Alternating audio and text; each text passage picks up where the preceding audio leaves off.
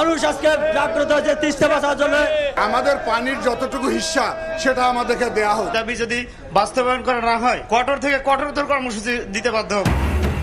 তিস্তা পারে গণপদযাত্রা, হাঁটু জলে নেমে ভারতের বাঁধ নির্মাণের প্রতিবাদ। অভিন্ন নদীর পানি কারো করুণা নয়, বাংলাদেশের অধিকার। দাবি আদায় নির্বাচনে জনগণকে বিএনপির পাশে থাকার আহ্বান তারেক রহমানের। আগামী জাতীয় নির্বাচনে আপনাদেরকে আপনাদের প্রিয় দল বিএনপির পাশে থাকতে হবে। দেশবাসীর সমর্থন থাকলে তিস্তা সহ আরো যেই কাজগুলো আছে সেই সমস্যার সমাধান করার আমরা সুযোগ পাব। তিস্তা পাড়ের মানুষের সঙ্গে কথা বলে চূড়ান্ত হবে পরিকল্পনা। এবছর এই প্রতিবেদন জমার আশা উপদেষ্টার। আমরা এখন এমফাসাইজ করছি যে পরিকল্পনাটা যেন তারা অক্টোবর থেকে ডিসেম্বরের মধ্যে আমাদের হাতে জমা দিয়ে দেয়।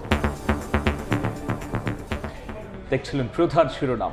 সন্ধ্যার সময় সঙ্গে আছি আমি গোলাম রাব্বি এবং আমি জিন্নাতারা যশোয়া। এবার অন্যান্য শীর্ষ সংবাদ। ক্ষমা চেয়ে নির্বাচন করতে পারবেন ফ্যাসিবাদে জড়িত না থাকা আওয়ামী লীগ নেতারা, জানালেন উপদেষ্টা আসিফ মাহমুদ। সুযোগ পাবেন না গণহত্যায় জড়িতরা। যত দ্রুত জাতীয় নির্বাচন হবে তত দ্রুত দেশের শান্তি শৃঙ্খলা ফিরবে। যশোরের সমাবেশে মির্জা ফখরুল। দলের নিবন্ধন ও নেতার মুক্তি দাবি জামায়াত আমিরের। শেখ হাসিনার বিরুদ্ধে গণহত্যা মামলার তদন্ত শেষ হবে 1 মাসে, জানালেন চিফ প্রসিকিউটর। সাবেক 11 মন্ত্রী সহ 16 জনের তদন্ত প্রতিবেদন 20 এপ্রিল দাখিলের নির্দেশ।